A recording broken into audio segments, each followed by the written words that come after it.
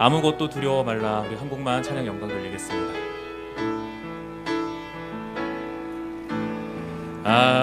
아무것도 두려워 말라. 주 나의 하나님이 지켜주시네. 놀라지 말라. 겁내지 마라.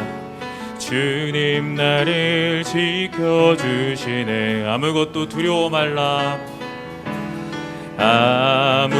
아무것도 두려워 말라. 주 나의 하나님이 지켜주시네. 놀라지 마라. 겁내지 마라. 주님 나를 지켜주시네. 내 맘이 힘에 겨워 지칠지라도 주님 나를 지켜주시네. 세상의 험한 풍파 몰아칠 때도 주님 나를 지켜주시네. 주님은 나의 산성, 주님은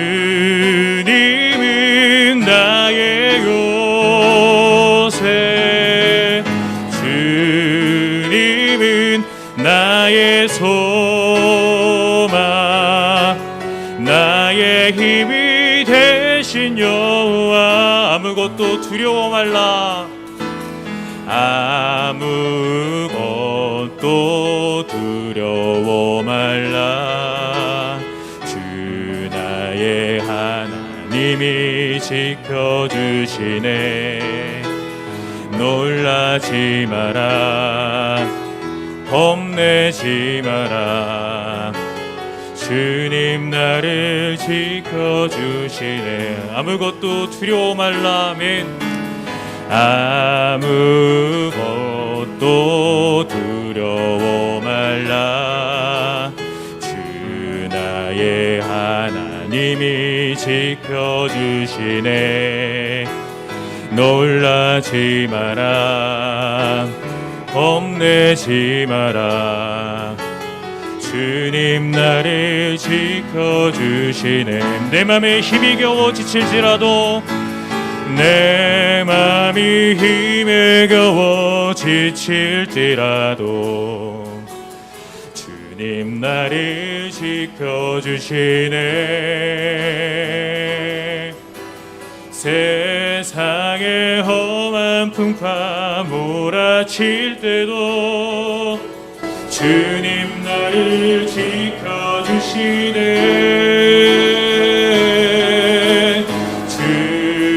주님은 나의 산성, 주님은 나의 요새,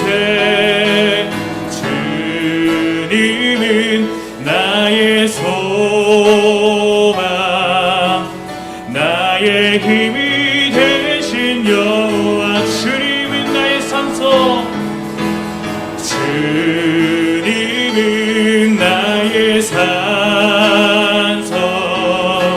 주님은 나의 요새, 주님은 나의 소망, 나의 힘이 되신 여호와. 나의 힘이 되신 여호와. 나의 힘이 되신 여호와. 우리 자리에서 일어나셔서 8월 이달의 찬양으로 주님께 영광 돌리겠습니다. 8월 이달의 찬양, 나 주의 믿음 갖고 우리 주님께 고백하겠습니다.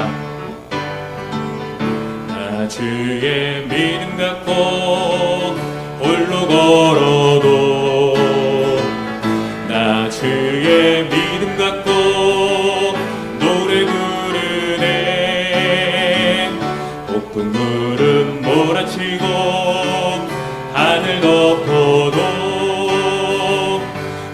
주의 믿음 갖고 실망치 않네.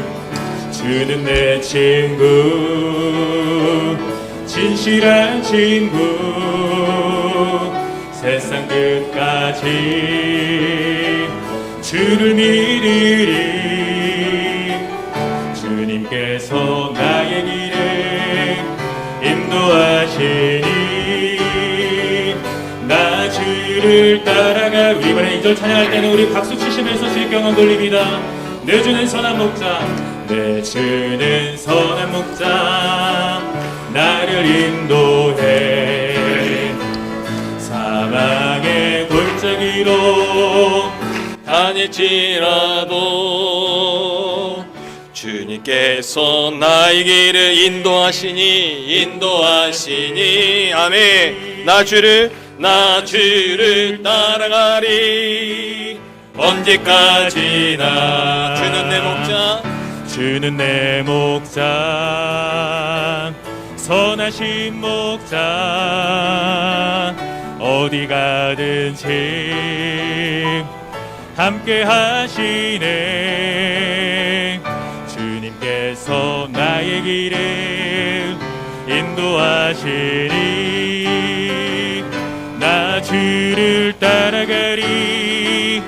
언제까지나 나 주를 따라가리. 언제까지나.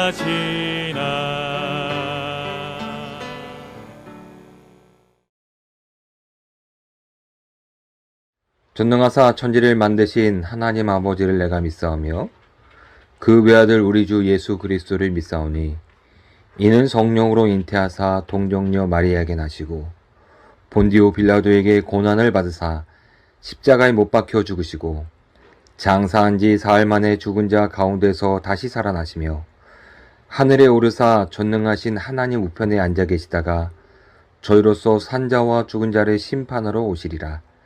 성령을 믿사오며 거룩한 공회와 성도가 서로 교통하는 것과 죄를 사여 주시는 것과 몸이 다시 사는 것과 영원히 사는 것을 믿사옵나이다. 아멘.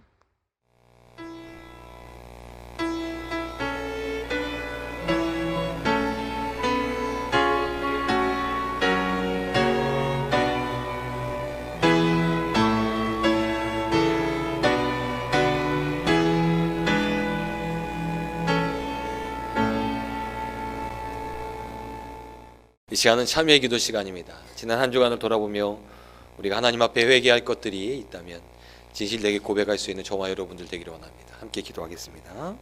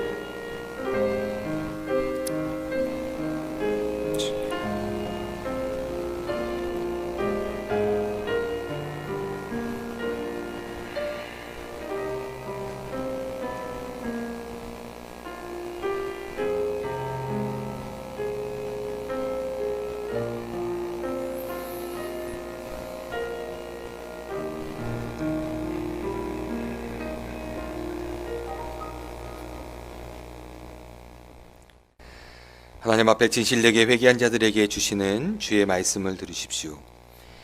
만일 우리가 죄가 없다 말하면 스스로 속이고 또 진리가 우리 속에 있지 아니할 것이요 만일 우리가 우리 죄를 자백하면 그는 미쁘시고 의로우사 우리 죄를 사하시며 우리를 모든 불의에서 깨끗하게 하실 것이요. 아멘. 우리 찬송가 1장으로 하나님께 영광 돌리겠습니다.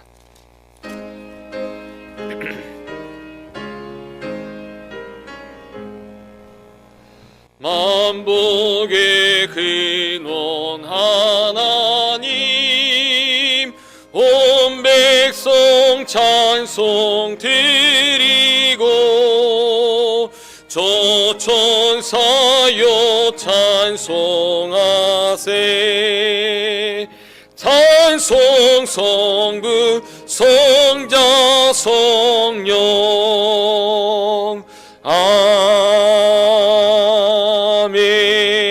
아멘. 우리 찬송가 뒤편에 있는 교독문 39번 시편 95편을 함께 교독하겠습니다. 오라 우리가 여호와께 노래하며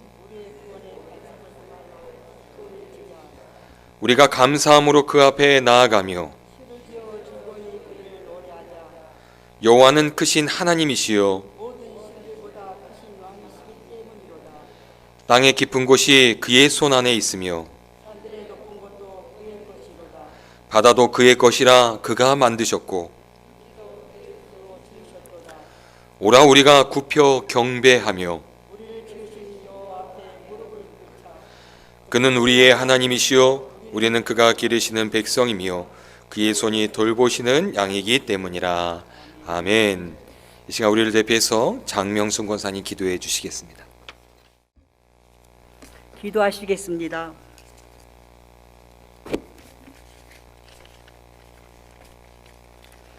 여호와께서 사람의 걸음을 정하시고 그 길을 기뻐하시나니 점은 넘어지나 아주 엎드러지지 아니함은 여호와께서 손으로 붙으심이로다. 하나님이 함께 하심이 은혜이고 믿음으로 살게 하심을 축복입니다. 말세에 믿는 자를 보려 하신 탄탄하신 주님, 다시 한번 자신들을 돌아봐 믿음인 자가 되게 하시고 우리의 길을 아버지께 맡기고 의지하며 인내하여 승리하는 성도가 되기를 원합니다. 주여 도와주시옵소서. 어려움에 처한 이 민족을 또 온 세상을 코로나를 통해서 하나님 뜻을 알게 하시고 하나님의 사랑을 선하심과 인자하심을 맛보게 하옵소서. 하루빨리 사랑하는 형제 자매가 한자리 한뜻으로 대면하여 하나님께 영광과 찬양을 드리는 예배가 되게 하옵소서. 여호와를 기뻐하라. 저가 내 마음의 손을 이루어 주시로다. 너의 길을 여호와께 맡기라. 저를 의지하며 저가 이루시고 감사합니다. 우리의 기도를 들어주시는 하나님, 모든 것이 온전해지는 놀라운 회복의 역사가 일어나는 것을 믿습니다. 어려운 시기에 나라의 부름을 받는 청년들, 그리고 영수와 하늘이 주님의 날개 아래 눅눅같이 지켜주시고 모든 걸 감당하는 지혜로운 사람들 되게 하옵소서. 이 시간에 주의 말씀을 선포하시는 목사님, 성령으로 역사하사 우리를 향하신 하나님 뜻을 바로 깨닫는 은혜의 시간이 되게 하시고 말씀의 씨앗이 마음밭에 떨어져 30배, 60배, 100배의 열매를 맺어드리기를 원합니다. 일일이 알지 못하고 우리 형편과 사정들을 아시는 주님, 주님의 모든 것이 주 안에서 형통하기를 하며 모든 걸 지켜주시는 아버지, 주여 아버지 도와주시옵소서. 아버지 이 예배를 받아주시를 원하옵고 예수 그리스도의 이름으로 감사히 기도드렸사옵나이다. 아멘.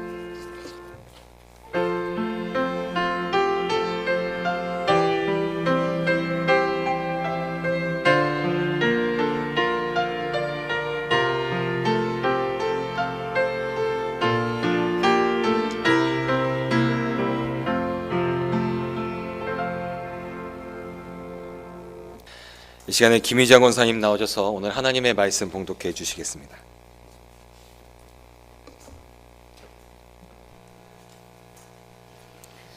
오늘의 성경 말씀을 봉독하겠습니다. 열왕기상 11장 9절에서 13절 말씀을 봉독해 드리겠습니다. 솔로몬이 마음을 돌려 이스라엘의 하나님 여호와를 떠남으로 여호와께서 그에게 진노하시니라. 여호와께서 일찍이 두 번이나 그에게 나타나시고 이 일에 대하여 명령하사 다른 신을 따르지 말라 하셨으나 그가 여호와의 명령을 지키지 않았으므로 여호와께서 솔로몬에게 말씀하시되 내게 이러한 일이 있었고 또 내가 내 언약과 내가 내게 명령한 법도를 지키지 아니하였으니 내가 반드시 이 나라를 내게서 빼앗아 내 신하에게 주리라. 그러나 내 아버지 다윗을 위하여 내 세대에는 이 일을 행하지 아니하고 내 아들의 손에서 빼앗으려니와 오직 내가 이 나라를 다 빼앗지 아니하고 내 종 다윗과 내가 택한 예루살렘을 위하여 한 지파를 내 아들에게 주리라 하셨더라. 아멘. 할렐루야. 주님의 은혜와 평강이 여러분과 함께 하시기를 축원합니다. 예, 다들 잘 계셨죠? 정말 오랜만에 여러분 뵙는 것 같습니다. 오늘 다시 우리가 대면 예배를 시작을 하게 되었습니다. 이렇게 시작하면서 우리 1부 예배하고 2부 예배를 좀 나눠서 예배를 우리가 하나님 앞에 드리는데요. 오늘 예배 1부 예배를 처음 우리가 교회에서 드려봤는데 아침에 지금 한 사역자들까지 한 13명 정도 예배를 다 드렸습니다. 그리고 2부 예배에 오신 여러분들 너무 환영하고요. 또 혹시 이제 지금 온라인으로 예배 드리고 있는 우리 성도들도 있을 텐데 정말 우리가 이렇게 함께 모여서 예배 드릴 수 있다는 것이 참 감사하고 감격스러운 일이라는 생각이 듭니다. 교회 오니까 어색하시죠? 주일에 아침에 이렇게 또 준비해가지고 교회를 온다는 게 또 조금 어색하다 이런 생각이 드실 수도 있다는 생각이 듭니다. 목회자들이 코로나가 이제 일어나고 목회자들 사이에서 가장 걱정스러운 것 중에 하나가 뭐냐면 성도님들이 주일에 예배를 드리는 일에 어려움이 있다는 거예요. 주로 이제 코로나로 인해서 비대면 예배를 드리고 온라인으로 예배를 드리는데 이 온라인 예배를 드리다 보니까 목회자들이 더 걱정스러운 일들이 생기게 됩니다. 이제 온라인으로 예배들을 드리면서 이제 교회마다 온라인 예배에 대한 반응들이 어떨까 이거를 이제 조사해 가지고 그걸 이렇게 발표하는 초창기이긴 하지만 그 발표했던 내용이 있어요. 우리가 예배를 1시간 우리가 보통 예배를 드리게 되는데 온라인 예배로 드려도 똑같이 1시간 예배를 드리잖아요. 그런데 그 이제 교회마다 온라인에서 접속한 숫자, 온라인에 접속한 시간 이런 것들이 다 조사가 되더라고요. 저는 그런 것도 잘 모르는데 다 이제 조사하면 다 나온다는 거죠. 그래서 이런 것들을 다 이제 조사해 가지고 설문을 통해서 이제 발표를 하고 자료를 낸 자료가 있는데 1시간 예배를 드리면요, 주로 1시간 예배를 드리면 성도님들이 접속을 하시지 않습니까? 그러면은 온라인으로 접속한 시간이 이제 남게 되는데 얼마나 남을까요? 몇 분 정도 예배 이 시간에 온라인에 그 예배에 접속을 한다고 여러분 생각하십니까? 1시간을 드렸으니 1시간을 접속해야 되는 게 맞죠? 일부 예배 때 물어보니까 얼마나 그 시간에 이렇게 온라인 예배 시간에 접속했을 것 같아요? 라고 물어보니까 우리 안동기 권사님은 30분 얘기하시더라고요. 30분. 근데 그 조사 결과는요, 평균 15분입니다. 15분 접속을 한다는 거예요. 온라인에. 그러니까 15분, 이게 평균이 15분이에요. 그러니까 어떤 분들은 예배를 온전하게 드리시는 분도 있지만 어떤 분들은 시작할 때 접속을 하거나 끝날 때 접속을 하고, 또 저희 교회 같은 경우는 이제 온라인 예배를 위해서 예배를 이제 영상으로 제작을 해서 이렇게 전송을 하기 때문에 이렇게 앞으로도 갈 수 있단 말이에요. 앞으로 막 땡길 수도 있어요. 그런 예배는 또 설교만 듣고 많은 경우도 있고, 또 실시간으로 드려지는 예배는 처음에 이제 접속을 했다가 이제 다른 거 보다가 끝날 때쯤 또 다시 접속하고 이런 경우도 있는 거죠. 그러니까 이 목회자들 마음에 걱정이 더 생기는 거예요. 주일에 우리 성도님들 예배를 온전하게 하나님께 예배드려야 하는데 이런 걱정들이 목회자들 안에 참 많이 들기도 합니다. 그런데 이렇게 오늘 같이 모여서 예배 드릴 수 있어서 너무 감사하고요.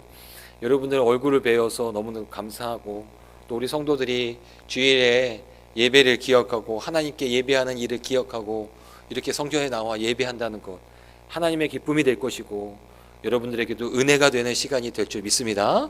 여러분, 이 예배가 다시 회복됨을 감사하고 이 예배를 통해서 온전하게 하나님께 예배할 수 있는 우리 협성대학교의 모든 성도들 되시기를 주님의 이름으로 축복합니다. 사람이 살다 보면요, 선한 마음을 가지고 살 때가 있기도 하고요, 또 그렇지 않은 마음을 가지고 살아갈 때가 있습니다. 우리가 그것을 선을 참이라고 하고 우리가 선하지 않은 것을 악이라고 한다면, 여러분은 참에 가까우신 분들이십니까? 아니면 악에 가까우신 분들이십니까? 아마 여러분 여기에 있는 분들은 어느 한 분도 빠짐없이 여러분들은 다 선에 가까우신 분이 아닐까라는 생각을 합니다. 근데 제가 질문을 할 때 여러분들은 선하십니까? 아니면 악하십니까? 이렇게 질문하지 않고 선에 가까우신 분입니까? 악에 가까우신 분입니까? 이게 가깝다라는 표현을 통해서 여러분들한테 질문을 했어요. 이유가 있어요. 사람이라는 존재는요, 온전하게 선할 수도 없고요, 온전하게 악할 수도 없어요. 사람의 인생, 사람이라는 존재는요, 늘 어느 것을 선택하며 살아갑니다. 어떨 때는 선을 선택하기도 하고요, 어떨 때는 악을 선택하기도 합니다. 그렇죠?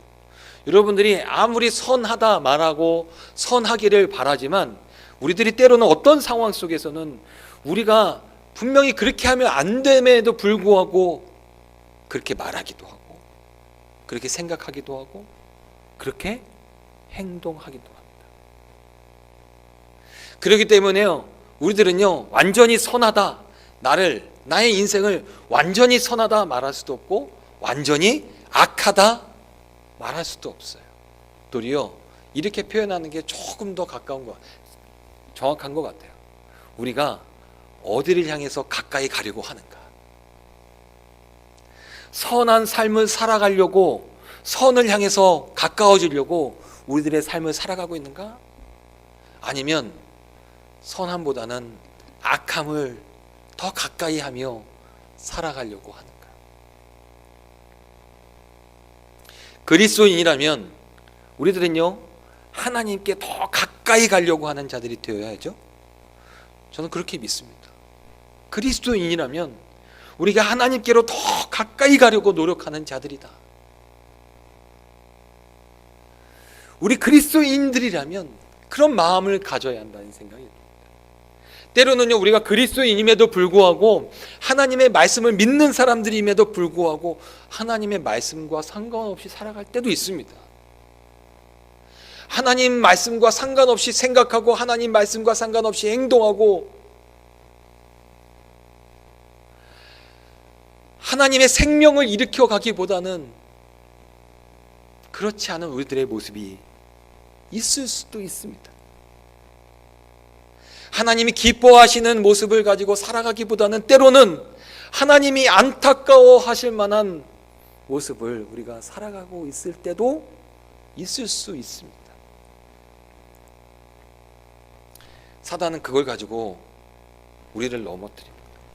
야, 네가 이렇게 생각하고 이렇게 마음 먹고 이렇게 행동하면서 네가 무슨 그리스도인이야?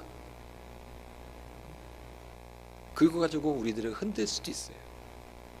하지만 여러분, 그리스도인이라면요, 때로는 하나님의 말씀과 상관없이 우리들이 생각하고 말하고 행동할 수 있지만 그리스도인이라면요, 우리들의 삶의 방향은요, 우리들의 마음속에 늘 품고 있어야 할 우리들의 마음은 어떤 마음이냐면, 내가 그리스도인이 하나님의 말씀대로 살아가는 자가 되어야 해. 내가 더욱더 하나님께로 가까이 가는 자가 되어야 해. 내가 하나님의 형상을 회복하는 자가 되어야 해. 이런 마음을 품고 그것을 향해서 나아가려고 하는 자가 되어야 한다는 것이죠. 여러분, 때로는 우리가 그렇지 않아서 실망할 필요가 없습니다. 우리들은 인간이기 때문에, 연약하기 때문에, 부족하기 때문에 때로는 상황에 따라서 우리가 하나님의 말씀과 상관없는 우리들의 생각과 말과 행동이 나올 수도 있어요. 이제 그럴 때마다 우리가 주일에 와서 참회의 기도 시간에 이제 기도하는 거죠. 하나님, 지난주에 하나님 보시기에 참 부끄러운 나의 모습이 있었습니다. 예. 그러면서 다시 한번 하나님, 이번 주에는 내가 더 하나님께로 나아가는 자, 하나님께 가까워지는 자, 하나님의 말씀 가운데 세움을 얻는 자가 되기를 간절히 사모합니다 하면서 우리가 참회 기도 시간에 기도하는 거예요. 그리고 이번 주에 한 발자국 더 하나님께로 나아가는 것, 이 그리스도인들의 모습이라는 거죠. 저는 우리 협성대학교의 성도들이 이런 삶을 살아갈 수 있는 믿음의 성도들이 되시기를 주님의 이름으로 축복합니다. 그래서요, 우리들이 지금 어디에 있는가, 어디를 향하고 있는가, 어디를 향해서 나아가고 있는가, 우리 자신들을 돌아보아야 합니다. 그래서 제가 여러분들한테 물어보는 거예요. 여러분들은 어디에 계십니까? 어디에 가까우십니까? 하나님이요, 인류를 향해서 첫 번째 질문을 하시는데 그 첫 번째 질문이 뭔지 아십니까? 네 지금 어디 있냐? 아담아, 내가 어디 있느냐? 네가 어느 자리에 있느냐? 선함을 추구하는 자리에 있느냐? 악함을 추구하는 자리에 있느냐? 하나님의 말씀대로 살아가려고 하는 자리에 있느냐? 하나님의 말씀과 상관없는 삶을 살아가려고 하는 자리에 있느냐? 아담을 향해서 하나님께서 첫 번째 질문하는 질문이 그건 거예요. 지금 우리들에게도 동일하게 질문하십니다. 저와 여러분들을 향해요. 너희들은 지금 어디 있느냐? 어디를 향해서 나아가고 있느냐? 무엇을 위해서 나아가고 있느냐? 여러분, 우리들은 이런 주님의 질문 앞에 뭐라고 대답해야 할까? 뭐라고 대답할 수 있을까? 여러분 자신들을 돌아볼 수 있는 이 시간이 되기를 주님의 이름으로 축복합니다. 나의 주님 나의 왕이라는 제목을 가지고, 주제를 가지고 우리가 이스라엘 왕에 대한 말씀을 나누고 있습니다. 그동안 사울, 다윗, 그리고 이제 솔로몬 왕에 대한 말씀을 나누고 있는데요, 오늘은 아마 솔로몬 왕에 대한 마지막 말씀이 될 것 같습니다. 솔로몬 하면 그래도 뭐니 해도 가장 먼저 생각나는 것은 지혜라는 생각이 듭니다. 지혜, 솔로몬의 지혜. 제가 설교를 준비하면서 이제 뭐 인터넷에 이것저것 찾아보다 보니까요, 예전에 SBS에서 이런 프로그램을 했더라고요. 솔로몬의 선택. 그래서 어떤 일생생활에서 일어나고 있는 일에 대해서 어떤 에피소드를 보여주고요, 이 일이 맞다, 뭐 틀리다. 그래서 이제 연예인들이 나오고 이제 그 일에 대해서 법률적으로 자문해 줄 수 있는 자문단들을 4명 정도 이렇게 모시고 나서, 주로 이제 변호사들이 있더라고요. 변호사님들이 나와서 이 일은 옳다, 이 일은 그르다라는 것들을 이제 나타내는 그런 프로그램이에요. 근데 솔로몬의 선택 해가지고 이제 연예인들이 이 일은 맞다, 뭐 틀리다 막 서로 이제 의견들을 내고요. 그다음에 법률 자문단인 이제 변호사님들이 그 일이 맞다, 틀렸다라는 것들을 이제 표시를 하게 됩니다. 근데 표시를 하다 보면 어떨 때는 다 똑같이 네 분이 맞다, 뭐 다 똑같이 틀리다라고 표시할 때도 있지만요, 어떨 때는 한 분은 옳다, 세 분은 틀리다, 뭐 두 분은 옳다, 두 분은 틀리다, 이렇게 표시가 나올 때가 있더라고요. 이 솔로몬의 선택이라고 프로그램의 이름을 정한 이유라면, 이 솔로몬의 선택, 특별히 이제 변호사들, 법률 자문가들이 이야기하는 그 이야기들은 옳다라는 것들을 전제로 그런 제목을 만들어 놓은 것 같은데요, 때로는요 이 변호사님들도요 의견이 통일이 안 되더라고요. 이게 옳은 일인지 이게 틀린 일인지. 솔로몬 지혜로운 왕이었습니다. 그런데 그의 인생의 삶을 우리가 되돌아본다면 그가 선택한 선택의 길은 늘 옳았을까? 솔로몬이 그의 인생 가운데, 특별히 왕이 된 후에 그의 인생의 선택을 보면요, 처음에는 이방 여인과 결혼하고 이방 나라와 동맹을 맺는 거였어요. 왕이 된 솔로몬, 그가 한 첫 번째 일은요 그거였어요. 이방 여인과, 애굽에 있는 여인과 결혼을 하고 이방 나라와 동맹을 맺는 거였어요. 그렇게 한 이유는 뭐냐면 나라의 부를 얻기 위해서, 자신에게 더 많은 부를 채우기 위해서, 그리고 외부로부터의 침략 가운데 안전을 얻기 위해서, 동맹했던 나라들이 있으면 힘을 합쳐서 자신의 나라를, 쳐들어오는 나라를 이렇게 싸울 수 있으니까 안전하게 지킬 수 있잖아요. 근데 지킨다는 게 자신의 생명도 지키지만 자기가 동맹에서 얻게 된 부를 지키고 싶은 거죠. 그러니까 세상적인 욕심, 물질적인 욕심, 그것이 솔로몬의 선택이었어요. 첫 번째 선택. 근데 하나님께서 꿈을 꾸게 하시죠. 솔로몬에게 꿈을 꾸게 하시죠. 꿈은 자기가 꾸고 싶은 대로 꾸는 게 아니라 꿔지는 거라고 제가 말씀드렸죠. 꿔지는 거예요. 솔로몬도요, 꿈을 꾸게 되지만 자기의 의지를 따라, 자기의 생각 따라 꿈을 꾼 게 아니라 꿔지는 거예요. 꿔졌다는 것은 꾸게 하신 분이 있다는 거죠. 하나님이 꾸게 하신 거예요. 성경에 보면 여러분 꿈에 대한 사건들이, 일들이 일어나는 모습들을 보게 되는데 이 꿈은요 주로 하나님이 꾸게 하십니다. 근데 이 꿈을 통해서요 하나님은요 그 꿈을 통해서 무엇을 나타내고 무엇을 보여주기를 원하시냐면 그 꿈꾸는 자에게 그의 인생이 어떤 방향으로 나아가야 할지에 대한 방향을 알려주세요. 그가 어떤 존재가 되어야 하는지에 대해서, 그 존재에 대해서 말씀해 주세요. 솔로몬은요 꿈을 꾸게 되는데 어떤 꿈을 꾸게 됩니까? 지혜에 대한 꿈을 꾸게 됩니다. 그가 꿈속에서 하나님 앞에 구하게 되는데 무엇을 구하는 자가 되냐면 지혜를 구하는 자가 됩니다.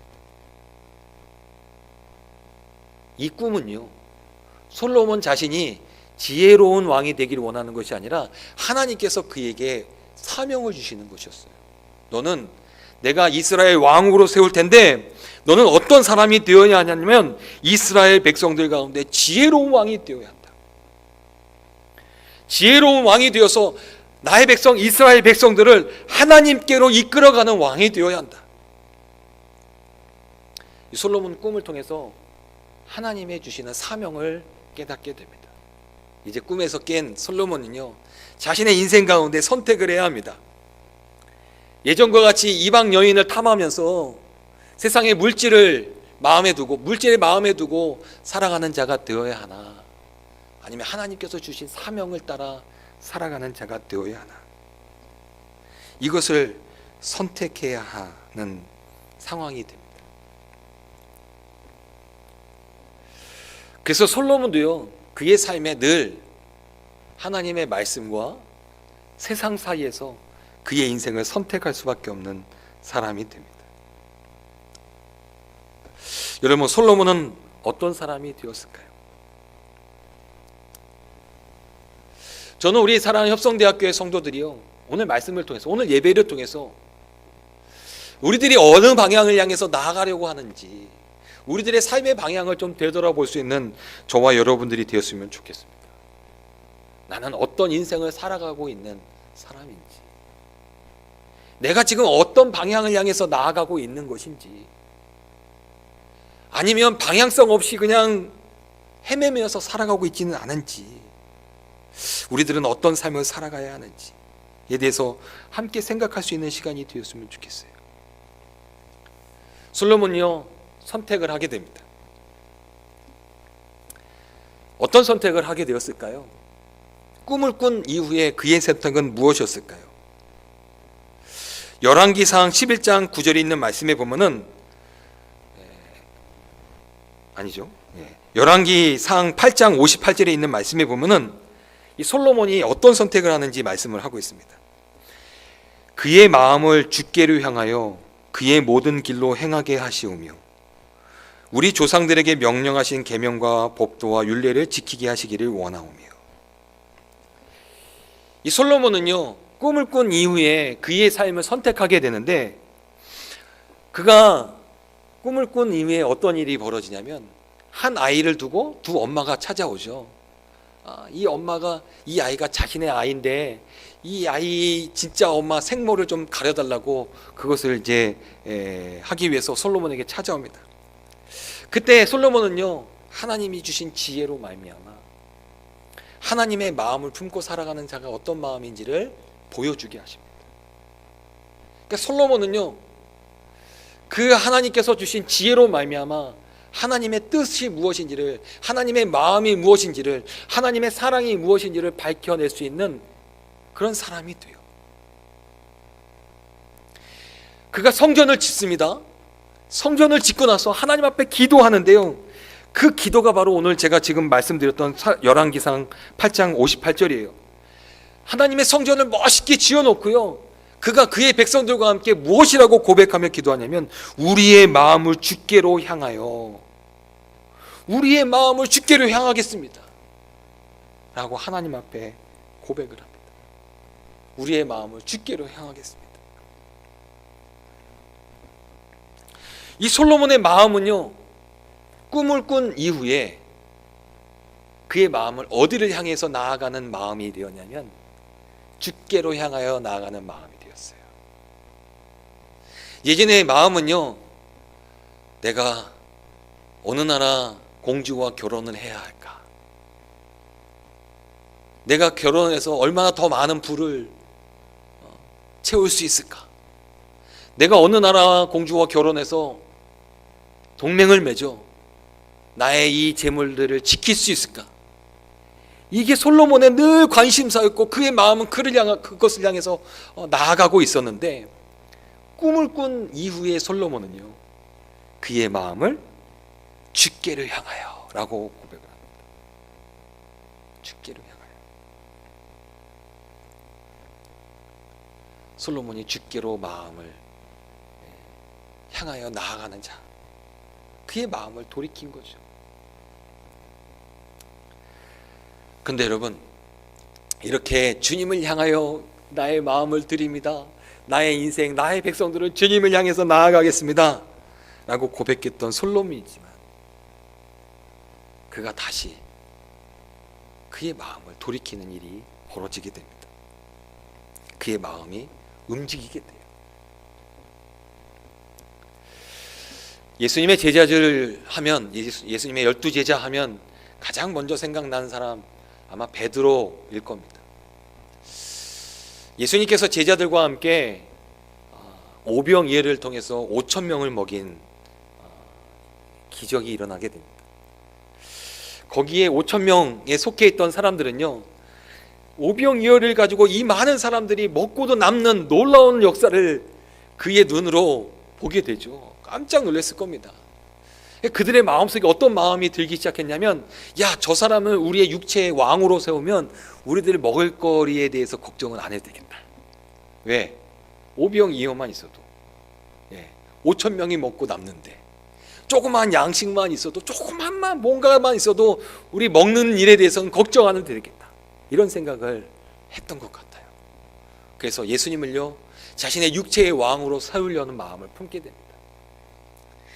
근데 그때 예수님은요, 그들의 마음을 아시고요, 제자들을 에게 말씀합니다. 야, 너희들 배를 타고 갈릴리 바다를 넘어 가버나움으로 가 있어라. 나는 저 한적한 곳에 가서 기도 좀 해야겠다. 왕을 세우려고 하는 사람들을 피하여 나아갑니다. 왜? 예수님이 이 땅에 오신 이유는, 예수님이 가려고 하는 방향은 육체의 왕이 되기 위함이 아니었기 때문에 그래요. 예수님이 가려고 하는 방향은요, 하나님의 말씀을 따라 이 땅에 죄에 있는 온 인류를 향해서 대속 제물이 되기 위해서 이 땅에 오신 거거든요. 그래서 한적한 곳에 가서 기도하고 제자들에게 말씀하세요. 너희들은 배를 타고 저 갈릴리 바다를 건너 가버나움으로 가라. 제자들은요, 예수님의 말씀을 듣고 말씀을 따라 배를 타고 갈릴리 바다를 건너갑니다. 근데 저는요, 이 오병이어와 이 제자들이 배를 타고 가버나움을 향해서 나아가는, 갈릴리 바다를 건너가는 이 모습을 보면서요, 우리들의 신앙과 좀 이렇게 연결이 되더라고요. 우리들의 신앙의 모습과 어떻게 연결이 되냐면, 여러분, 우리들이 신앙생활을 하게 된 이유를 보면 오병이어의 은혜처럼 큰 은혜를 경험하게 됩니다. 하나님의 사랑, 하나님의 은혜, 하나님의 기적적인 사건. 그것을 통해서 하나님을 알게 되고 예수님을 알게 되고 그 은혜를 우리들의 마음속에 깨닫게 됩니다. 너무 감격스럽죠. 너무 좋습니다. 이 감격스러운 이 은혜를, 이 사랑을 품고요, 이제 내가 하나님의 말씀대로 살아가야겠다 하면서요, 이제는 세상을 향해서 나아갑니다. 제자들이 배를 끌고 바다를 향해서 나아가는 것처럼 주님의 말씀을 듣고 이제 제자들이 바다를 향해서 나아갑니다. 배를 줘, 노를 줘, 나아갑니다. 그런데요, 제자들이 배를 타고 바다를 나가고 난 후 얼마 지나지 않아 그들이 무엇을 경험하게 되냐면, 그 배를 향해서 불어오는 바람과 그 바람 때문에 앞으로 나아갈 수 없도록 그 배에 계속 부딪히는 파도를 경험하게 돼요. 그리스도인의 삶이 그렇다는 거죠. 하나님의 은혜를 경험하고 나서 내가 그 은혜 가운데 감격스럽게 살아가려고, 그 말씀대로 살아가려고 노력하긴 하는데 계속해서 그 말씀대로 살아가지 못하도록 우리를 거스르는, 우리를 막고 있는, 우리를 힘들게 하는 사건들이 벌어지게 됩니다. 때로는 하나님의 말씀대로 살아가는 것, 그렇게 살아가려고 하다 보니까 세상에서 손해보는 것 같고 사람들이 우습게 보는 것 같고, 그래서 이렇게 가면 안 되는가 고민도 되고, 내가 하나님의 말씀대로 살아가는 그리스도인으로 살아가려고 할 때마다 또 사람들이, 세상이 우리를 조롱하기도 하고, 갈릴리 바다에서 바람과 파도에 어려움을 당하고 있는 것처럼 우리들도 신앙생활에 그런 경험들을 하게 된다는 거죠. 신앙생활을 하려고 하는데 자꾸 실망할 것들이 일어나기도 하고, 뭐 외부에서뿐만 그런 게 아니라 교회 안에서도 그렇죠. 내가 열심히 신앙생활하며 하나님 믿고 싶은데 도리어 교회 안에서 이 신앙을 어렵게 하는 일들도 벌어지기도 하고, 제자들이 갈릴리 바다에서 주님의 말씀을 따라 살아가려고, 주님의 말씀의 방향을 따라 가버나움으로 가려고 하지만 아무리 자기가 노력해도요, 앞으로 갈 수 없는 것처럼. 그런데 그때 이 제자들을 예수님이 찾아오십니다. 주님의 말씀대로 그 방향을 향해서 나아가려고 아무리 노력해도 나아갈 수 없는, 괴로워 힘들어하고 있는 이 제자들에게 누가 찾아오시냐면 예수님이 찾아오세요. 그런데 예수님이 찾아온 게 문제가 아니라 너무 놀라운 모습으로 예수님이 제자들을 찾아오니, 제자들이 사실 처음에는 그분이 예수님인지 몰랐어요. 어떤 모습으로 찾아오십니까? 그들이 이겨낼 수 없는 바람과 파도를 그 발 아래 두시고요, 그 바람과 파도가 예수님을 막을 수 없는, 아니 예수님은요 그런 것들이 하나도 상관없는 존재인 것처럼 그 물 위를 걸어서 제자들을 찾아오시는 거예요.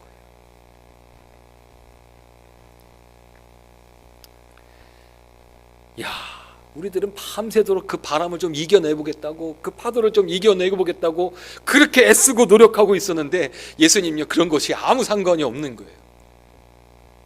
그런 모습으로 제자들을 찾아오신 거예요. 그때 베드로가 예수님을 향하여 이렇게 말을 합니다. 마태복음 14장 28절, 베드로가 대답하여 이르되 주여, 만일 주님이시거든 나를 명하사 물 위로 오라 하소서 하나. 베드로가 예수님을 향해서 이렇게 이야기합니다. 나도 물 위로 오라고 좀 해주시면 안 될까요?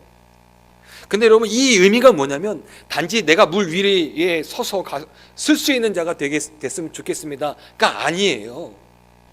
이것의 의미는 뭐냐면 내가 아무리 이겨보려고 하는, 아무리 애쓰면서 노력하며 이기려고 하는, 나를 괴롭게 하는 것들을 나도 좀 이겨냈으면 좋겠습니다.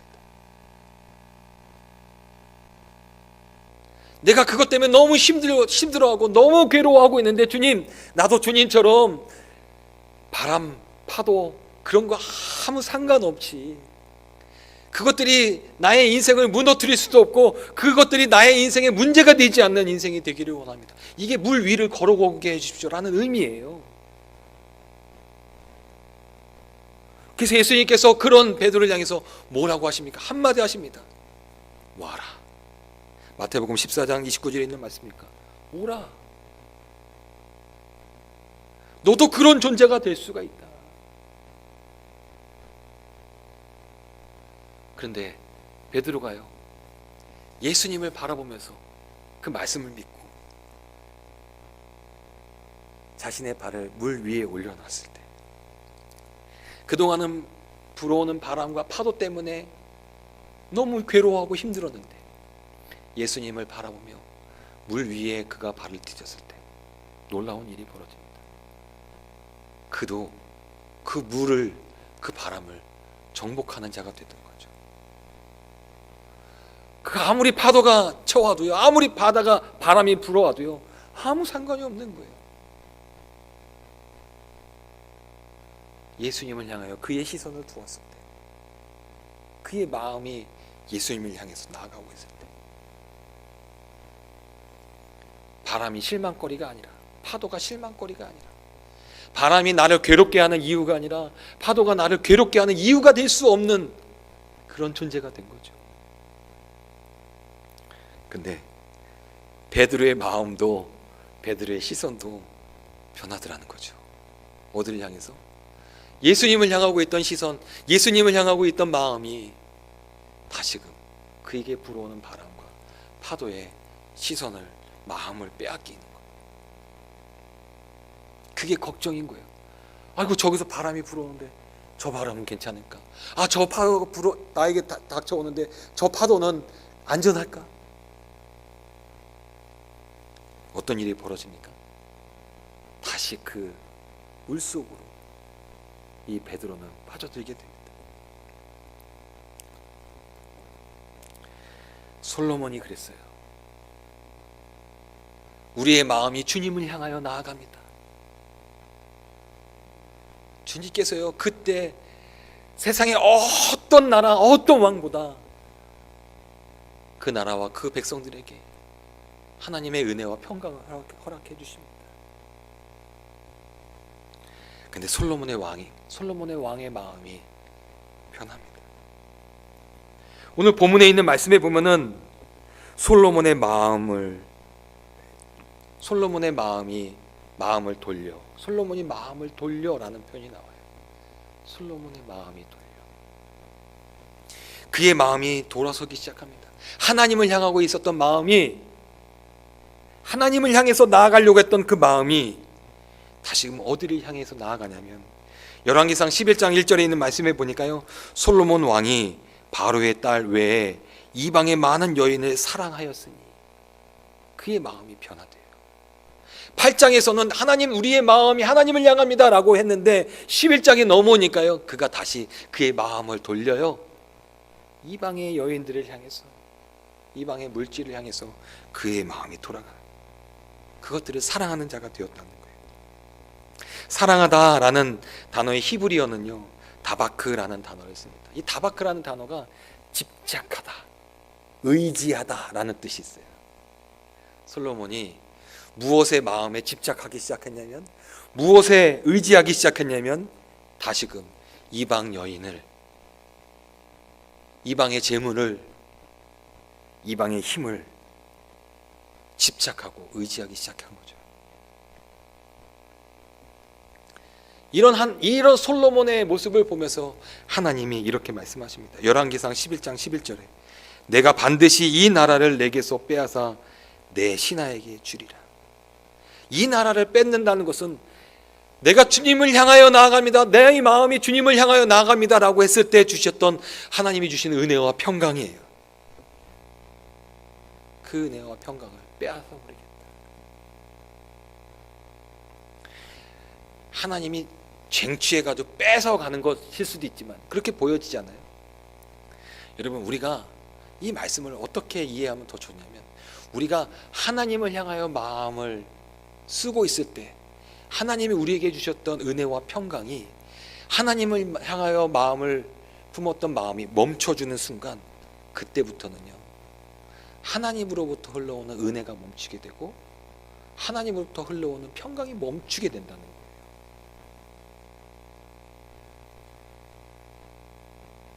우리가 우리의 마음을 하나님을 향하여 나아가게 된다면 하나님은 그 가운데 하나님 우리에게 은혜를 베풀어 주시고 하나님 우리에게 평강을 주시는데,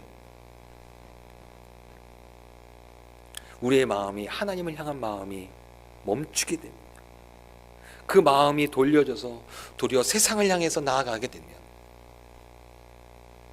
그동안 주님께서 주시는 은혜와 평강 때문에 문제가 있더라도 그것이 걱정거리가 아니라 기도 제목이 되었던 나의 인생이었는데, 문제가 있더라도 그 문제 때문에 도리어 하나님의 은혜를 경험하는 인생이 되었는데, 하나님을 향한 마음이 멈춰지기 시작하다 보니까 어떤 일이 벌어지게 되냐면, 나의 인생의 문제가 내 인생을 넘어뜨리는 문제가 되고, 나의 인생에 일어나고 있는 어려움들이 더 이상 나의 인생을 살아갈 수 없는 이유가 되는 삶이 된다는 것이죠. 여러분, 그리스도인이라는 존재들은요, 우리들의 마음이 하나님을 향하고 있는 존재들이에요. 근데 이 마음이요, 때로는요, 다 하나님만 생각하며 살면 좋은데, 때로는요, 하나님 없이, 하나님하고 상관없이 하나님을 내 마음속에 품지 않고 살아가는 순간들도 있습니다. 근데 그리스도인이라는 존재들은요, 그럼에도 불구하고요, 우리들이 살아가려고 하는 삶의 방향은 주님께 있는 존재들이죠. 때로는 주님 없이, 주님과 상관없이 주님의 마음을 아프게 하는 우리들의 생각과 말과 행동이 있을 수도 있습니다. 하지만 우리들의 마음속에 늘 품고 우리들의 마음에 늘 관심은, 우리들의 마음이 늘 향하고 있는 것은 하나님을 향하고 있는 것. 이게 그리스도입니다. 우리 협성대학교 성도들, 여러분 오늘 주일날에 이렇게 예배에 참여했는데 여러분들의 마음이 이곳을 향하고 있기 때문에 여기 온 거 아닙니까? 주일이면 내가 예배해야지, 이런 마음이 여러분들에게 있기에, 그런 마음을 향하여 있기에 여러분들이 온라인으로 예배드려도 예배에 함께 참여하고, 이렇게 대면으로 예배해도 내가 주일에 교회 가서 예배 드려야지, 이런 마음을 가지고 이 자리에 오는 거 아니에요? 근데 그리스도인들은, 그리스도인이라면 이렇게 살아가야 한다는 거예요. 근데 혹시 여러분, 그 마음은요, 또 옮겨질 수도 있습니다. 그렇게 내가 주님 생각하며 산다고 하지만 끊임없이 사단은 우리를 유혹해서요, 우리의 마음을 하나님을 향하여 나아가는 마음이 아니라 하나님과 전혀 상관없는 삶을 살아가는 마음을 품게 할 때가 있다는 거예요. 사단의 방법이 그런 거죠. 사단이 하고 있는 일이 그런 거죠. 그래서 조심하여 깨어 기도해야 합니다. 저는 이렇게 주일에 우리 협성대학교 성도들 이렇게 함께 모여서 예배해서 너무 좋습니다. 여러분들 이 자리에 와서 예배 드린다는 것, 전 개인적으로 목회자로서 너무 감사하고 너무 좋습니다. 우리 성도들이 여전히 믿음으로 살아간다고, 여러분들이 이 삶의 모습을 통해서, 여러분들의 모습을 통해서 고백하고 있기 때문에 그렇습니다. 근데 여러분, 늘 그래도 조심해야 합니다. 늘 경계해야 합니다. 우리의 마음이 하나님과 상관없는 길을 향해서 나아가려고 할 때, 그럴 때가 분명히 있다는 것을 우리들은 늘 경계해야 합니다. 늘 조심해야 합니다. 연약함 때문에 우리가 그럴 수도 있지만, 그럴 때는 분명히 돌이켜야 합니다. 하나님, 제가 잘못한 것 같습니다. 그렇게 하지 말았어야 하는데, 그것이 하나님의 기쁨이 아닌데, 그리스도인의 모습으로서 살아간 때 그런 것이 아닌데, 하나님, 제가 다시금 돌이켜 주님께로 나아가겠습니다. 이번 한 주간도 우리들이 살아가면서 세상은 끊임없이 우리를 유혹합니다. 하나님 없이 살아가는 자가 되게 하기 위해. 우리가 그럴 수도 있습니다. 넘어질 수도 있고 빠질 수도 있고 포기할 수도 있습니다. 하나님을 향해서 나아가는 그 모습들을 그렇게 할 수 있지만 여러분, 그럼에도 불구하고 여러분 마음을 다잡으십시오. 나는 그리스도인이야. 실수는 할 수 있어. 하지만 다시 일어나 회개해서 하나님의 말씀대로 살아야지. 거기에 생명이 있기에, 거기에 구원이 있기에 하나님의 말씀대로 살아야지. 여러분, 이 마음을 포기하지 않는 우리 협성대학교의 성도들 되시기를 주님의 이름으로 축복합니다. 이번 한 주간을 살아가면서 이 마음을 품고 사시고 이 마음을 가지고 다음 주에 또 이 자리에 나와서 하나님, 때로는 넘어졌지만 회개합니다. 하나님, 다시금 주님 말씀 가운데 살게 해주십시오. 다시 한번 주님께 붙들리고 또 그 한 주간을 살아가고, 결국은 우리들이 향하여 나아가는 방향은 구원의 길이고 생명의 길임을 잊지 않고 살아갈 때, 여러분, 마지막 우리들이 다 도착하게 되는 곳은 하나님 곁이 되기를 주님의 이름으로 축복합니다. 이번 한 주간도 믿음으로 살아갈 때 주님께서 우리의 능력과 힘이 되어 주실 줄 믿습니다. 기도하겠습니다. 하나님, 그리스도인으로서 살아갈 수 있도록 우리를 붙들어 주시옵소서. 세상이 우리의 마음을 흔들지라도 주님께로 나아가게 하여 주시옵소서. 우리들의 마음은 늘 선과 악에 하나님 없이 살아가려고 하고 하나님과 함께 살아가려고 하는 그 중간에서 살아가고 있는데, 우리들의 삶의 결단은 하나님께로 나아가는 자가 되게 해주시고, 우리들의 마음의 방향은 하나님의 말씀을 따라 살아감에 있게 하여 주시옵소서. 우리 협성대학교의 성도들, 이번 한 주간도 수많은 시험과 유혹 가운데 넘어질 수 있지만 하나님께서 능력의 손으로 붙들어 주시고 일으켜 주셔서 하나님 생명의 길, 구원의 길을 걸어가며 부족함이 없는 우리 모든 성도들 되게 해 주실 줄 믿사옵고 예수님의 이름으로 기도하였습니다. 아멘. 귀의 소식 알려드리겠습니다. 이렇게 다시 예배할 수 있어서 너무 감사드립니다. 여러분들 늘 교회를 향한, 예배를 향한 마음을 멈추지 않는 우리 협성대학교의 성도들 되시기를 바랍니다. 우리가 코로나19로 인해서 이렇게 대면 예배와 비대면 예배를 같이 드리고 있습니다. 여러분들 함께 여러분 기억하시고요. 오실 수 있는 분들은 오시고, 혹시 몸에 불편하신 분들은 온라인 예배를 통해서 함께 예배 드리시기를 바랍니다. 코로나 확진자, 또 가족들, 의료진들 참 여전히 힘듭니다. 여전히 참 어려움 가운데 있는데, 여러분들 우리들이 그들을 기억하며 기도할 수 있는 자들 되었으면 좋겠고요.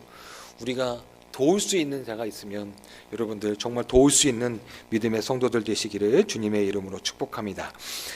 우리가 1부 예배, 2부 예배를 나눠서 오늘 예배를 처음 시작했는데, 아까 말씀드렸던 것처럼 한 사역자들까지 한 13명 1부 예배를 드렸습니다. 14명, 13명 정도 예배 드렸습니다. 혹시 이렇게 1부 예배에 함께 참여할 수 있는 분들 있다면 여러분 1부 예배에 참여하시고요. 2부 예배 여러분들 참여할 수 있다면 2부 예배에 함께 참여해 주시기를 부탁을 드립니다. 지난 우리 7월 마지막 주 임원회를 했었는데, 그때 이제 건의사항 중에 하나가 새신자 양육 어떤 제자 훈련을 좀 했으면 좋겠다라고 건의를 하셨어요. 그래서 사실 우리가 이제 새신자 양육이나 어떤 제자 양육을 하기 위해서는 같이 모여야 하는데, 지금 코로나 때문에 교회들이 개별적인 소모임을 하는 것을 이제 금하게 되어 있어요. 그래서 이렇게 모일 수는 없고요. 줌이라고 온라인상으로 우리가 모일 수 있는 방법이 있습니다. 지금 학생들이 많이 사용하고 있는데, 줌을 통해서 제자 양육반을 좀 운영하려고 합니다. 예전에 우리 권사님들 다 하셨던 거예요. 우리 장로님들, 권사님들 다 하셨던 건데, 당신은 행복하십니까? 라는 교재를 가지고 제자 양육을 시작하려고 합니다. 제가 이 9월 12일까지, 9월 둘째 주까지 이제 신청을 받게 될 건데요. 이거는 온라인상으로 여러분들의 핸드폰에 앱을 하나 까시면 그걸 통해서 우리가 함께 참여할 수 있는 거에서 화상회의, 화상통화하는 것처럼 그렇게 하실 수 있는 건데, 장소와 시간에 제약을 받지 않아요. 그래서 아주 자유롭게 할 수 있는 방법 중에 하나인데, 줌을 통해서 이 제자 양육을 좀 해보려고 합니다. 지금 제 생각으로는 토요일 오전에 하려고 하는데, 이게 꼭 뭐 다 같이 모여서 할 필요는 없는 거라 한 사람이 해도 되고 두 사람이 같이 모여서 해도 됩니다. 일단은 기준은 제가 토요일 오전 중에 40분 정도 우리가 모여서 제자 양육을 하려고 하는데요. 함께 하실 수 있는 분들은 저한테 말씀을 해주시고요. 혹시 목사님 저는 토요일 날 오전이 아니라 뭐 다른 날 뭐 저녁이나 어떤 때가 더 시간이 좀 좋습니다. 그때 해주시면 안 돼요 하면은 제가 그런 시간들을 좀 조정을 해서 또 제자 양육을 하도록 하겠습니다. 특별히 우리 교회에 새로 등록하신 우리 권사님, 집사님, 성도님들 제가 개별적으로 또 이제 권면을 하겠지만 여러분들 함께 참여하시고요. 우리가 하나님의 말씀 가운데 잘 신앙생활할 수 있는 그리스도인이 될 수 있는 기회로 삼았으면 좋겠다는 생각이 듭니다. 그래서 여러분들 저한테 문의해 주시고요. 저한테 신청해 주시면 함께 참여할 수 있도록 하겠습니다. 군에 가 있는 우리 친구들이 둘이 있어요. 우리 최하늘과 신영수 우리 권사님 기도해 주셔서 감사드립니다. 근데 우리 하늘이가 이렇게 손가락이 좀 골절이 돼서 지금 나왔어요. 나왔는데 치료를 받기 위해서 나왔는데 오늘 교회에 왔습니다. 여러분 우리 하늘이 위해서 여러분 기도해 주시고 내일 병원에 가서 수술을 합니다. 수술을 하게 되는데 여러분 우리 하늘이를 위해서 여러분 꼭 기억하고 기도해 주시기를 부탁을 드립니다.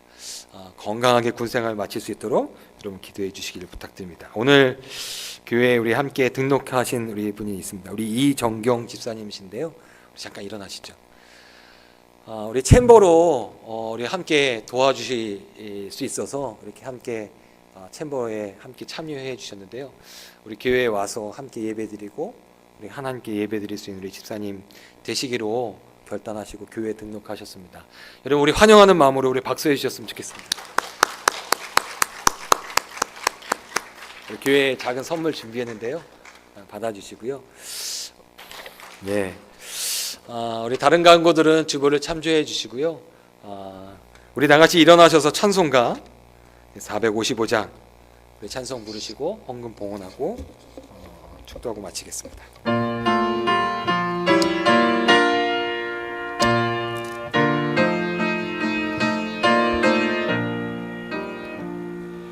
주님의 마음을 본받는 자 그 맘에 평강이 찾아오매 험악한 세상을 이기심이 하늘로부터 임함이로다. 주님의 마음 본받아 살면서 그 거룩하심 나도 이르리. 주 모습 내 눈에 안 보이며 그 음성 내 귀에 안 들려도 내 영혼 날마다 주를 만나 신령한 말씀 늘 배우도다. 주님의 마음 본받아 살면서 그 거룩하심 나도 이르리. 가는 길 거치고 엄하여도 내 맘에 불평이 없어짐을 이겨내신 주님의 마음 본받음이라. 주님의 마음 본받아 살면서 그 거룩하심 나도 이르리.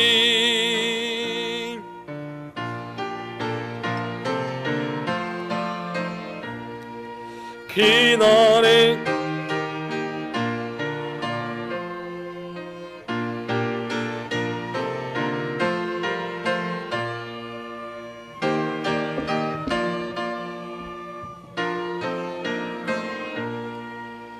주